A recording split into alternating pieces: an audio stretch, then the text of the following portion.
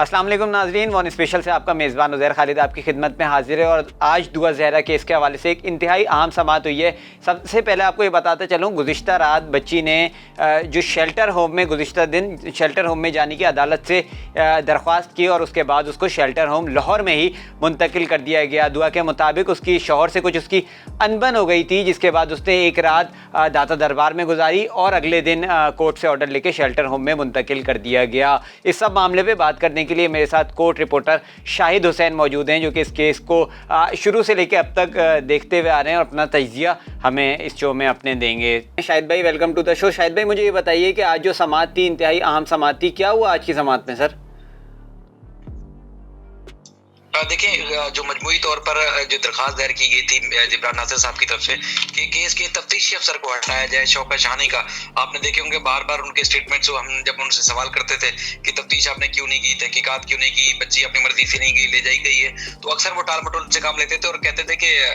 बच्ची खुद गई है, उसको किसी ने अगवा नहीं किया, केस नहीं बनता। कितनी दफा हमने सवाल किया, हमेशा वो ये कहते थे। अच्छा, उसके बाद जब फिर अदालत ने हुक्म दिया था कि तहकीकात की जाए केस की और उसके बाद फिर बच्ची की उम्र का तयन कराया जाए, तो उम्र का तयन होने के बावजूद भी वो इसी तरह की बात करते रहे कि केस नहीं बनता। तो जिब्रान नाज़िर ने पहले दरख्वास्त दायर की थी, उस पर अदालत ने ये कहकर दरख्वास्त मुस्तरद कर दी थी कि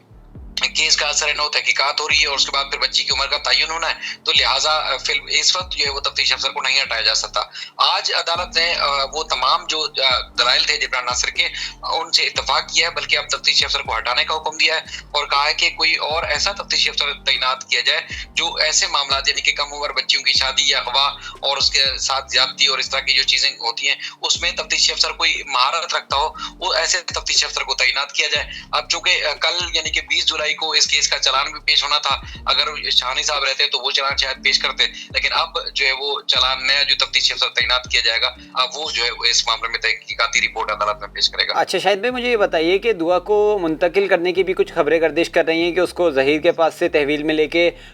दारुल अमान में या कहीं उसको मुंतकिल कर दिया गया है लाहौर में ही। जी बिल्कुल, उसमें आज देखें, एक तो ये है कि जो हमारा निज़ाम इंसाफ है ना, उसको इस तरह आपको पता है, जब वुकला या बीच में कुछ ऐसे लोग होते हैं, वो उसको जो है वो अब अगर गलत अल्फाज ना हो तो उल्लू बनाने में बड़े माहिर होते हैं कि वो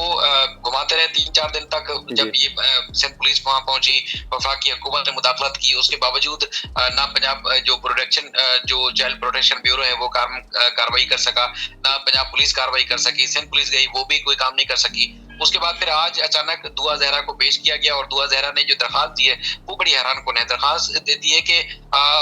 उसका फला डेट को जो जहीर के साथ निकाह हुआ था, जहीर के साथ रह रही थी और उसके बाद फिर उसके अच्छे हालात नहीं थे शौहर के साथ। गुज़श्ता रात उसने जो है वो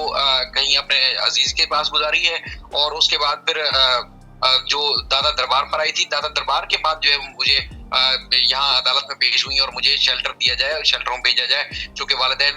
पे जो है वो उनको जान को खतरा है, खदशा है, पहले भी तशद्दुद करते थे, तो लिहाजा उसके पास घर नहीं है, छत नहीं है, तो लिहाजा मुझे जो है शेल्टर में भेजने का हुक्म दिया जाए। अब जुडिशल मजिस्ट्रेट जो लाहौर के हैं, उन्होंने ये दरखास्त मंजूर की है और शेल्टर में भेजने का ऑर्डर दिया है। अब इसके बाद हमने देखा जिब्रान नासिर साहब की और इसके अलावा वफाकी हुकूमत की तरफ से एक और भी आज ट्वीट सामने है, जिसमें उन्होंने कहा कि देखिए जी, हमने बड़ा कारनामा अंजाम दे दिया है, वफाकी हुकूमत ने कहा, और बच्ची को जो है वो शेल्टर में भेज दिया गया सिक्योरिटी में और जहीर को जो है ट्रेस करने का जो है वो कार्रवाई का अमल जो है वो जारी है। हालांकि ये कार्रवाई बहुत पहले हो जानी चाहिए थी, लेकिन नहीं की गई और आज जब बच्ची खुद पेश होकर अदालती ऑर्डर भी सामने आ चुका है, तो उसके बाद वफाकी हुकूमत ये कह रही है कि हमने बच्ची को जो वो तहवील में ले लिया और सख्त सिक्योरिटी में रखा हुआ है। अच्छा, जहीर की अगर बात करें तो जहीर ने जो है वो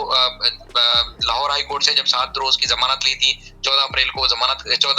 जुलाई को जमानत खत्म हुई और उसके बाद फिर 15 को उसने वो पेश हुआ, सिंध में आने के बजाय या कराची में पेश होने के बजाय बहावलपुर हाई कोर्ट चला गया। बहावलपुर हाई कोर्ट ने उसको जमानत नहीं दी। फिर उसने कल यानी कि कल दोपहर में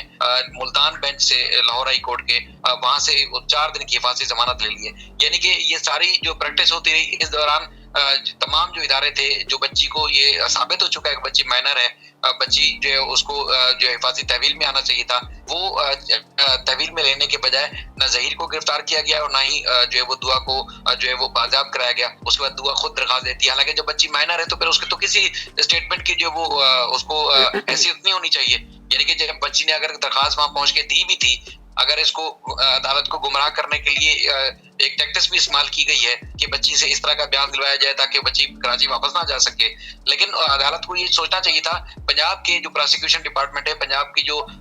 एडवोकेट जनरल ऑफिस है, वहां को नोटिस किया जाता है, पूछा जाता है कि बिलाखिर ये कौन बच्ची है जो यहाँ आ गई और इस तरह का बयान दे रही है कि मुझे शेल्टर होम भेजा जाए। यानी कि कोई भी जाएगा तो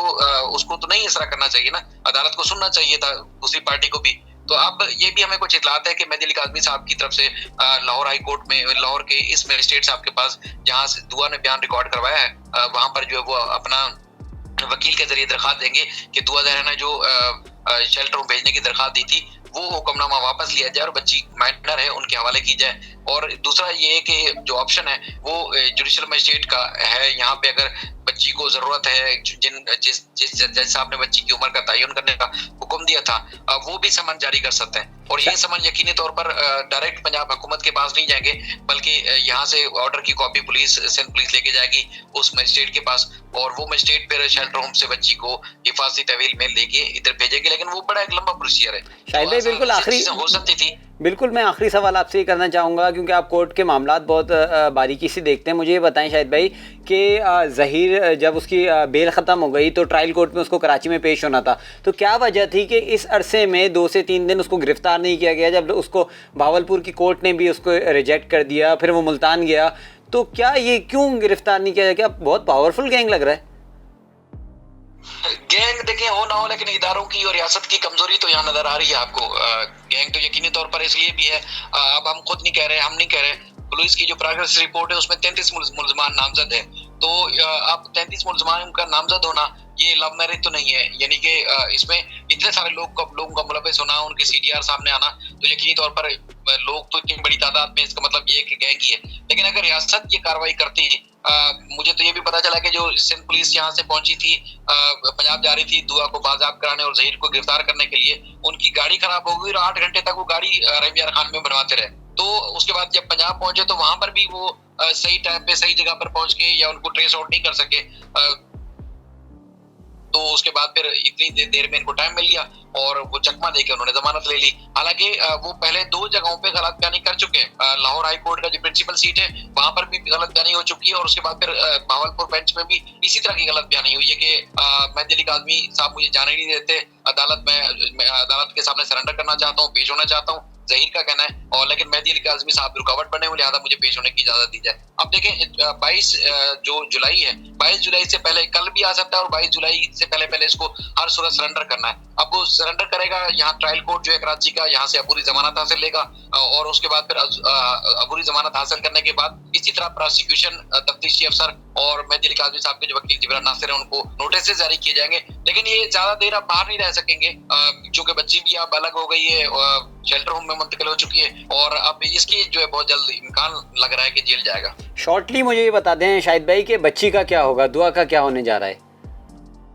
वालिदैन के पास वापस जा रही है? बहुत बड़ा पाकिस्तान की तारीख का सबसे बड़ा मेडिकल बोर्ड है जिसने बच्ची को माइनर डिक्लेयर किया है। अब ये गफलत लापरवाही की इदारों की है, अगर ये गफलत लापरवाही ना होती तो बच्ची यकीनी तौर पर अब वापस भी आ चुकी होती। अगर माँ बाप के पास ना भी जाती तो शेल्टर होम यहाँ कराची में होती, किसी शेल्टर होम में। लेकिन अब ये अदालत ही मुमकिन तौर पर कल यहाँ से समन जारी कर सकती है कि बच्ची को कराची में पेश किया जाए, कराची में मुंतकिल किया जाए, चूंकि मुकदमा यहाँ दर्ज है। तो कल तक अब कुछ इंतजार करना पड़ेगा। लेकिन बहुत सारे दोस्तों ने तो बहुत आगे की खबरें भी दी मुख्तलिफ औकात में, जो कि नामुनासिब था। लेकिन अदालतों में जो कुछ होगा वो अगर हम सब रिपोर्ट करेंगे तो मुनासिब होगा, लड़की के फ्यूचर के लिए भी, और किसी की और जिंदगी खराब ना हो या उनको नुकसान ना पहुंचे। तो उससे बेहतर ये जो अदालती वो ही कोर्ट का ज्यादा है। चलें शाहिद भाई, बहुत शुक्रिया हमें वक्त देने का। कोर्ट रिपोर्टर शाहिद हुसैन मेरे साथ मौजूद थे, जो कि पूरा जो अब तक की आज की समाअत है और अब ज़हीर के साथ क्या होने जा रहा है। बल्कि शाहिद भाई के मुताबिक 33 लोग ऐसे हैं जो इस केस में मुलव्वस हैं, जिनके खिलाफ जो है वो पुलिस जो है वो कार्रवाई कर रही है। लेकिन सिंध पुलिस का रवैया बिला दस्तूर वही है जो पहले दिन से आखिरी दिन तक यानी कि आज तक था। इसी के साथ अपने मेज़बान उज़ैर खालिद को इजाज़त दीजिए। अल्लाह हाफ़िज़। वॉइस ऑफ नेशन की वीडियोस देखने के लिए हमारा चैनल सब्सक्राइब कीजिए और बेल के आइकॉन पर क्लिक कीजिए ताकि आप हमारी तमाम आने वाली वीडियो से बाखबर रह सकें।